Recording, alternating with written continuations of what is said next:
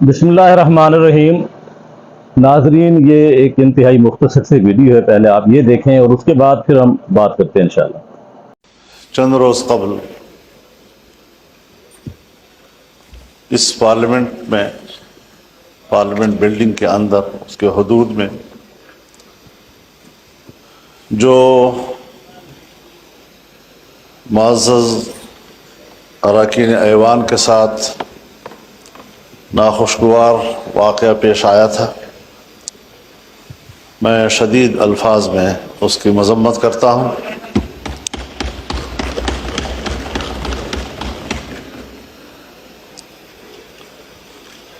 ساتھ ہی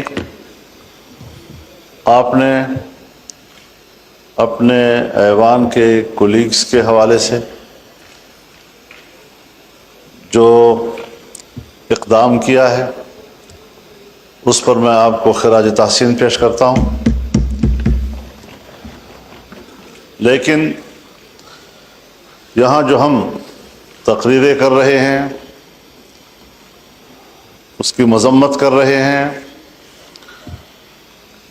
یہ صرف اپوزیشن ارکان کے ساتھ نہیں ہوا،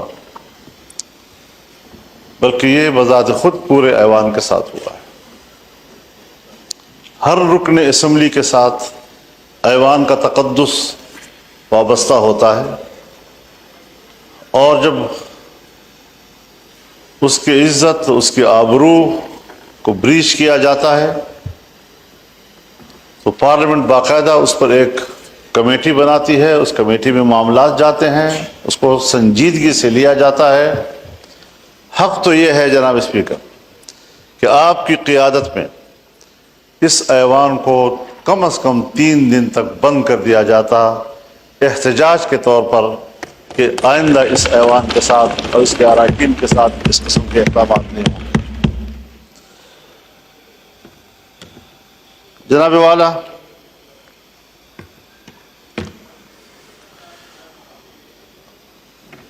فروری سے لے کر آج تک اس ایوان میں ہم ابھی تک اس صورتحال سے باہر نہیں نکلے جب ایک رکن اسمبلی اپنی ذات اور اپنی ذات کی دفاع تک محدود کر دیا جاتا ہے تو پھر وہ ملک اور قوم کے لیے کوئی کردار ادا نہیں کر سکتا۔ میں پہلے بھی عرض کر چکا ہوں کہ ہمیں کچھ وقت پبلک کے لیے بھی دینا چاہیے۔ میں نے خیبر پختونخوا اور بلوچستان کے امن و امان کے حوالے سے بات کی تھی۔ شاید جناب اسپیکر آپ کے علاقوں میں اس کی حساسیت کا ادراک نہیں ہو پا رہا ابھی تک۔ جن علاقوں میں ذرا امن ہے، کچھ سکون ہے، وہ اس کا ادراک نہیں کر پا رہے کہ جو صورتحال آج خیبر پختونخوا میں ہے یا بلوچستان میں۔ اللہ تعالیٰ اس ملک کو سلامت رکھے، ہمیں اس وطن کی سلامتی، اس کی وحدت اور اس کی یکجہتی عزیز ہے۔ یہ ہمارا گھر ہے، اور اگر کوئی ہمارے گھر کو اجاڑتا ہے تو ضرور ہم نے اپنے گھر کی حفاظت کے لیے کردار ادا کرنا ہے۔ جس وقت میں اس سے قبل یہاں گفتگو کر رہا تھا، 1 ہفتہ پہلے، آج وہاں کی صورتحال مختلف ہو گئی ہے۔ پہلے تو یہ مسئلہ تھا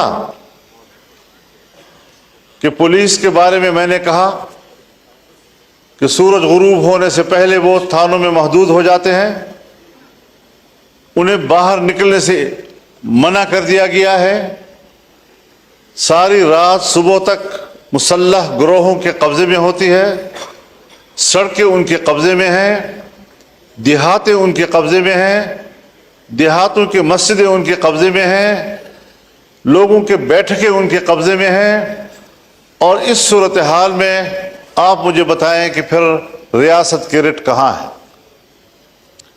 فوج کہاں ہے، ریاست کی دفاع کی قوت کدھر ہے؟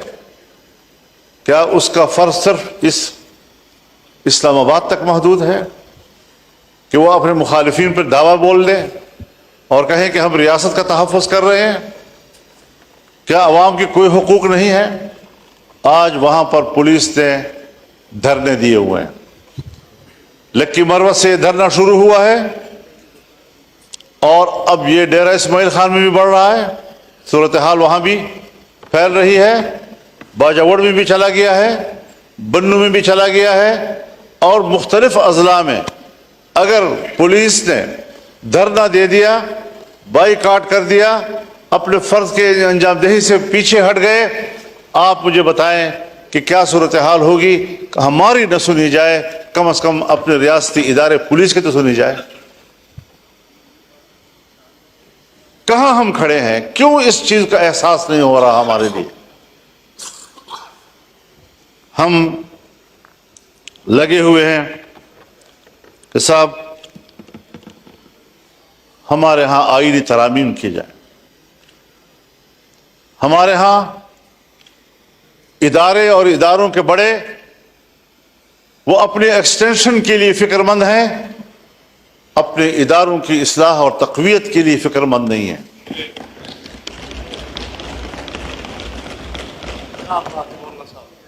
ایکسٹینشن کا عمل اگر فوج کے اندر ہے تب بھی غلط ہے، اگر عدلیہ کے اندر ہے تب بھی غلط ہے، اگر سول بیوروکریسی کے اندر ہے تب بھی غلط ہے۔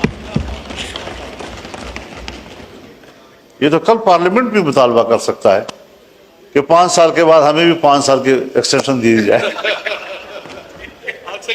ہو سکتا ہے جی،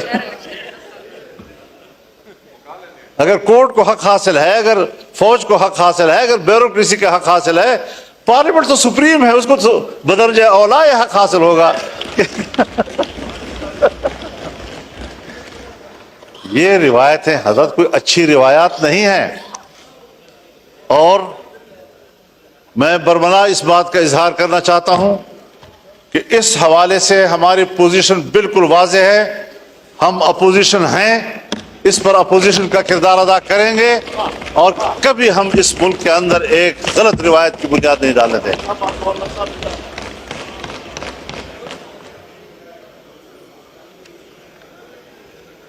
جناب اسپیکر،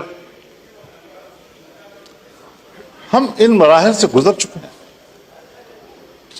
جنرل مشرف کا زمانہ تھا، ہم اپوزیشن میں تھے، ایل ایف او کے ذریعے انہوں نے سپریم کورٹ کے چیف کے جج کی عمر 68 سال کر دی تھی، اور ہم نے لڑ کر اس کی عمر کو 65 پہ لے آئے بڑے مشکل کے ساتھ۔ ایک فوجی حکومت میں فوج کے فیصلے کو ریڈیوس کیا جہاں تک ہم سے ہو سکتا تھا۔ میری اپنی ذاتی رائے یہی تھی کہ ان کو 62 سال تک رکھا جائے، لیکن بہرحال دوستوں کی اجتماعی رائے میں 65 سال ہوئی۔ اس 65 سال کے فیصلے پر ہمارے بھائی ہیں، ہمارے محترم ہیں، پاکستان پیپلز پارٹی اس وقت یہاں ہمارے ساتھ اپوزیشن میں بیٹھی تھی، اپوزیشن میں بیٹھ کر انہوں نے میرے اوپر تنقید کی تھی، ایم ایم اے اوپر تنقید کی تھی کہ آپ نے 65 سال کیوں دیے ہیں ان کو۔ آج آپ ان کی عمر کے اضافے میں وہاں اس بیچوں میں بیٹھ کر اس کی تائید کریں گے؟ کیسے کریں گے؟ کیوں کریں گے میرے بھائی؟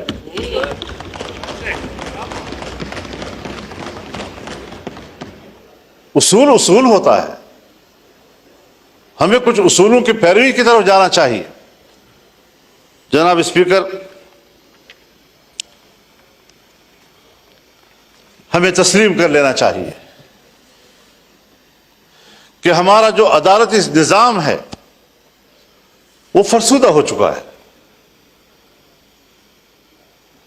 ہمارے عدالتوں کے سامنے جتھے بیٹھے ہوتے ہیں اور وہ فریقین کو اطمینان دلاتے ہیں کہ آپ کا فیصلہ یوں ہوگا اور آپ کا فیصلہ یوں ہوگا، ان جتھوں کو ختم کریں اور عدالت کو طاقتور بنائیں تاکہ اس پر اعتماد ہو۔ آپ بھی واقف ہیں اس سے اور میں بھی اس سے واقف ہوں۔ باتیں سچ ہوتی ہیں، کوئی کہتا نہیں ہے، اور اگر کہنی پڑ جاتی ہے تو ہمارے متھے لگ جاتی ہے۔ آج بھی حضرت جناب اسپیکر، ہماری عدالتیں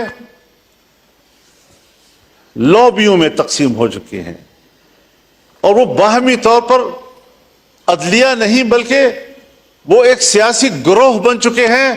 کوئی ایک پارٹی کو سپورٹ کر رہا ہے تو کوئی دوسری پارٹی کو سپورٹ کر رہا ہے۔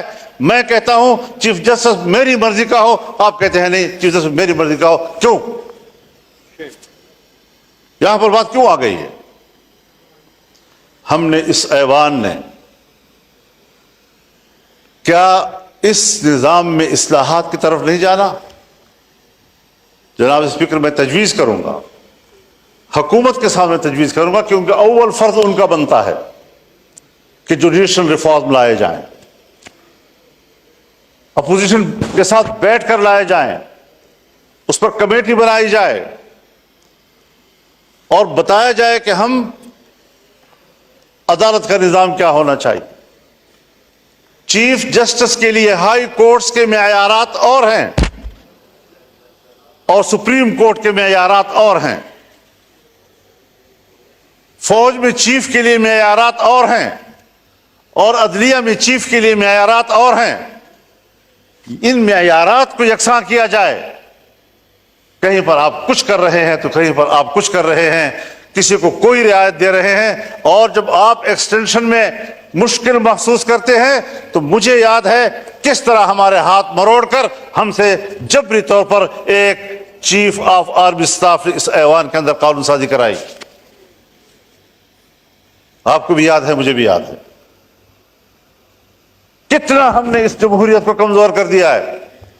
اور پھر جو ایوان اس پر یہ چھاپ لگ جائے کہ یہ عوام کی نمائندہ کم اور اسٹیبلشمنٹ کی نمائندہ زیادہ، پھر آپ کو بحیثیت ایوان کے اسٹیبلشمنٹ کی نوکری کرنی پڑے گی، عوام کی خدمت آپ نہیں کر سکتے۔ آج 60,000 سے زیادہ مقدمات سپریم کورٹ میں پینڈنگ پڑے ہیں۔ ان لوگوں کا کیا قصور ہے جن کے مقدمات نسل در نسل چلتے رہتے ہیں؟ ایک نسل میں مقدمے کا فیصلہ نہیں ہوتا اور ہم پر ایمرجنسی لاگو ہوتی ہے۔ ہم نے آج ایک قانون پاس کرنا ہے، کل دوسرا قانون پاس کرنا ہے، سیاستدانوں کو یہ کرنا ہے، سیاستدانوں کو وہ کرنا ہے۔ اس چیز میں ہم لگے ہوئے ہیں۔ کیا یہ نہیں ہو سکتا کہ آئینی معاملات کے لیے ایک مستقل عدالت ہی بنا دی جائے تاکہ عام عدالتیں ہمارے وہ غریبوں کے معاملات کو طے کریں، عام آدمی کے معاملات کو طے کریں اور فیصلہ کریں کہ جلد از جلد انصاف مہیا کیا جائے۔ ہمارے ملک کے اندر انگریز کے دور کا وہ نظام عدل موجود ہے کہ جو صدیوں تک مقدمات چلتے ہیں اور طے نہیں ہو سکتے۔ آج بھی ہم اسی روش پہ چل رہے ہیں۔ ہمیں پاکستان بنانے کے بعد آج عدلیہ کے حوالے سے بھی انقلابی فیصلے کرنے ہوں گے تاکہ ہمارے غریب آدمی کو جلد از جلد انصاف مہیا ہو سکے۔ کیا کر رہے ہیں آپ لوگ؟ تو نظام کو تبدیل کرنا ہے، تبدیلی لانی ہے تو پھر صحیح معنوں میں تبدیلی لائے۔ میرے حق میں ہو وہ تبدیلی اور آپ کے حق میں ہو تو وہ تبدیلی نہیں، اس کو تبدیلی نہیں کہا جاتا۔ اپنے روش پر تبدیل کرنا پڑے گا، اپنے اعتماد کو بحال کرنا پڑے گا، اور اس پارلیمنٹ کو سپریم بنانا ہوگا۔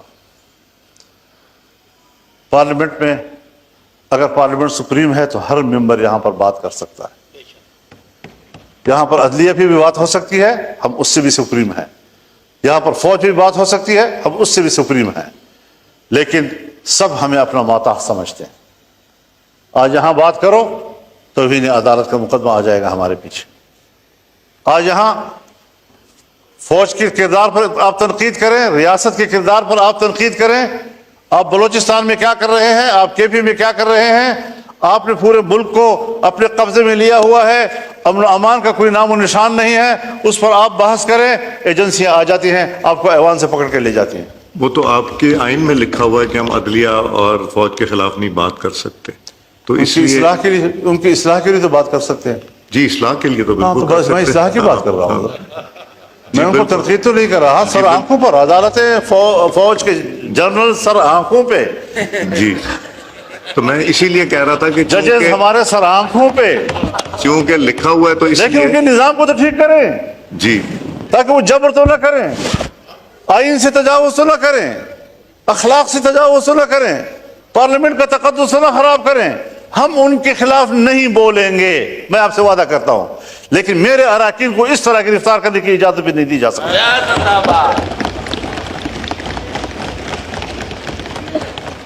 آپ کسٹوڈین ہیں، آپ نے صحیح کردار ادا کیا ہے، اور صرف ایوان کی بلڈنگ نہیں، لاجز بھی آپ کے انڈر ہیں، وہاں پر بھی پولیس کو جانے کی اجازت نہیں ہونی چاہیے آپ کی اجازت کے بغیر۔ تو یہ ساری وہ صورتحال ہیں۔ وہ بھی مولانا صاحب آپ کو یاد ہے کہ ایک دفعہ جب ہوا تھا اس کے بعد سب نے مل کے ڈلوایا تھا کہ لاجز بھی پارلیمنٹ کا حصہ گنا جائے گا، تو وہاں بھی آپ صحیح کہہ رہے ہیں کہ وہاں بھی جانے کی اجازت نہیں ہونی چاہیے، اور ہے بھی نہیں۔ تو یہ ساری صورتحال ہے۔ ٹھیک ہے، ایک کرائٹیریا ہے کہ سینیئرٹی کی بنیاد پر فیصلے ہونے چاہیے، لیکن صرف سینیئرٹی بھی تو کافی نہیں ہوتی، ذرا ریکارڈ دیکھا جائے، اہلیت کتنی ہے اس کی، ذرا دیکھا جائے فٹنس کیا ہے اس کی۔ فالج زدہ معذور آدمی کو بھی آپ کہہ دیں کہ وہ چیف جسٹس ہو، چیف آف آرمی اسٹاف بن جائے، وہ کیسے ہو سکتا ہے؟ تو یہ ساری چیزوں کو دیکھ کر ہمیں اصلاحات کی طرف جانا چاہیے، اور اس کے لیے میں تو یہ سوچتا ہوں اور میری تجویز ہوگی کہ چیف جسٹس کے لیے جوڈیشل کونسل اور پارلیمانی کمیٹی کا مشترکہ اجلاس ہو، اور یہ فیصلہ کریں کہ کس کے حق میں فیصلہ کیا جاتا ہے، پینل لائے جائیں، 3 کے لائے جائیں یا 5 کے لائے جائیں، لیکن اصلاح کی طرف تو جائیں۔ ممکن ہے میری رائے غلط ہو، میں کوئی ایسی بات نہیں کہہ رہا ہوں کہ خدا نخواستہ کوئی حد بھی بات ہے، لیکن اس پارلیمنٹ کو پر اعتماد کیا جائے، اس کی کمیٹی بیٹھے، ان کے ساتھ بیٹھے، سوچے اس بات پر کہ ہم نے عدلیہ کے اندر اصلاحات کیسے لانی اور ایوان میں پیش کیے جائیں۔ تو ان چیزوں پر ہمیں فوکس کرنا چاہیے، میری جماعت اس کے لیے سنجیدہ ہے، اور شاید ہم اپنے وکلاء کے مشورے کے ساتھ اس حوالے سے کچھ تجاویز ایوان میں لائیں گے بھی، اور کوشش کریں گے کہ ہم اس ملک کے اداروں کی اصلاحات کی طرف جائیں، اور اداروں کو اپنے حدود سے تجاوز کرنے کے راستے ہم بند کر دیں، چاہے وہ فوج کا ادارہ ہو، چاہے وہ عدلیہ ہو، چاہے وہ بیوروکریسی ہو۔ اگر پارلیمنٹ، آپ بھی ابھی مجھے کہہ رہے ہیں کہ ہم نے طے کیا ہے کہ ہم نے یہ تنقید نہیں کرنی، اگر میں پارلیمنٹ ہوتے ہوئے اپنے حدود کا احترام کرتا ہوں تو فوج کو بھی اپنے حدود کا احترام کرنا ہوگا، اور ججز کو بھی اپنے حدود کا احترام کرنا ہوگا۔ یہ اصول ہونا چاہیے۔ تو ان کی تقرری کے لیے بھی ایک میکینزم ہونا چاہیے، عدالتی اصلاحات ہونے چاہیے، آئینی امور پر کون غور کرے گا، عام آدمی کے مقدمات پر کون غور کرے گا، 60,000 پینڈنگ کیسز جو ہے وہ کس طرح طے ہوں گے، یہ ساری چیزیں وہ ہیں کہ ہمیں ان کے اصلاحات کی طرف بڑھنا ہوگا۔ میں اس وقت حکومت کو خاص طور پر اور ٹریجری بیٹھوں پہ بیٹھے ہوئے معزز اراکین کو خاص طور پر اس طرف متوجہ کروں گا کہ سب سے پہلے ذمہ داری آپ کی بنتی ہے، آپ کو اس بارے میں اقدامات کرنے چاہیے، اپوزیشن کو اعتماد ملیں، ہمیں اعتماد ملیں، ورنہ پھر ہم خود اصلاحات کی تجاویز اپوزیشن دوستوں کے مشورہ کے ساتھ پیش کریں گے، اور انشاءاللہ العزیز اس کام کو آگے بڑھانا ہے۔ بسم اللہ الرحمن الرحیم۔ وائس آف پبلک کے ساتھ آپ کا میزبان اصغر تھیم۔ ناظرین، یہ ایک عجیب معاملہ ہے کہ اس وقت جو لوگ ان کو بڑے عجیب و غریب القابات نوازتے تھے، آج ان کو ملنے میں میرے خیال میں شاید یہ باقاعدہ انتظار میں رہتے ہیں کہ اب ان کے پاس جائیں، بلکہ آج انہی کی امامت کے اندر آج نماز ہمیں پڑھتے ہوئے نظر آ رہے ہیں۔ بہرحال سیاست بڑا بے رحم موضوع ہے۔